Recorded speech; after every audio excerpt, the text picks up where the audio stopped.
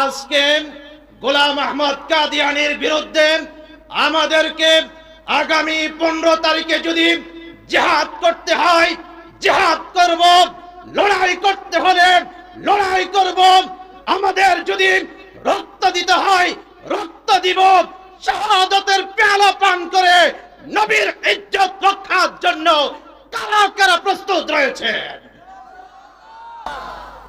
প্রিয় ভাইরা আমার, এই বাংলাদেশে বিগত 16 বছর আওয়ামী দুঃশাসন ছিল।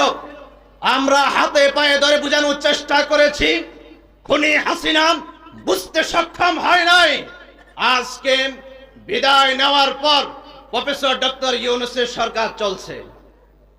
আমরা অতীতে হাতে ধরে পা ধরে বুঝিয়েছি। আমাদের মুরব্বী বর্তমান সময়ে বাংলার আলেমদের রাহবার মধুপুরের পীর সাহেব জনাব আব্দুল হামিদ সাহেব দামাত বারাকাতুহুম, তিনি আমাদেরকে 15 তারিখে আহ্বান করেছেন।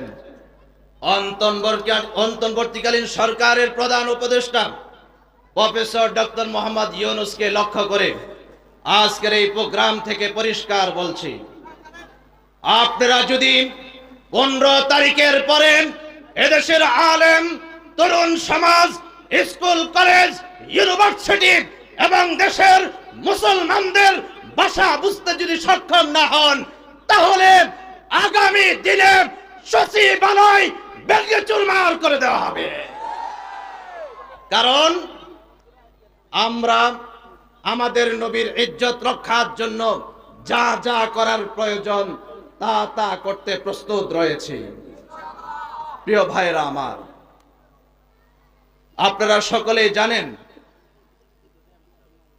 নবী সাল্লাল্লাহু আলাইহি ওয়াসাল্লাম পরিষ্কার হাদিসে বলেছেন, আমার পরে 33 জন আসবে যারা মিথ্যা নবুয়তের দাবি করবে। আমাদের নবী যে শেষ নবী, শ্রেষ্ঠ নবী, সর্বকালের সর্বশ্রেষ্ঠ নবী, মহানবী, আল্লাহর পরে যার সম্মান, যার ব্যাপারে মহান আল্লাহ কোরআনে আয়াত নাজিল করেছেন, ওয়ামা আরসালনাকা ইল্লা রাহমাতাল লিল আলামিন। আমাদের প্রিয় নবী বলে গিয়েছেন, আমি শেষ নবী, আমার পরে আর কোন নবী আসবে না।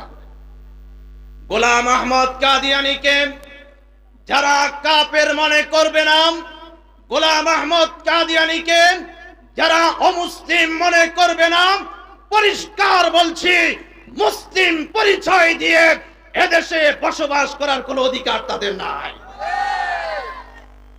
আমাদের প্রশাসন এবং উপদেষ্টা মণ্ডলী পরিষ্কার করবেন 15 তারিখের পরে আপনারা কি মুসলিম না অমুসলিম। যদি আপনারা মুসলিম হয়ে থাকেন, তাহলে এদেশের কোটি আলেম, এদেশের কোটি মুসলিমের ভাষা বুঝে 15 তারিখে বাংলাদেশে কাদিয়ানীকে অবাঞ্ছিত ঘোষণা করা হবে, অবাঞ্ছিত ঘোষণা করা হবে। কারা কারা প্রস্তুত রয়েছেন দুই হাত উঠে দেখা। আল্লাহ কবুল করুন।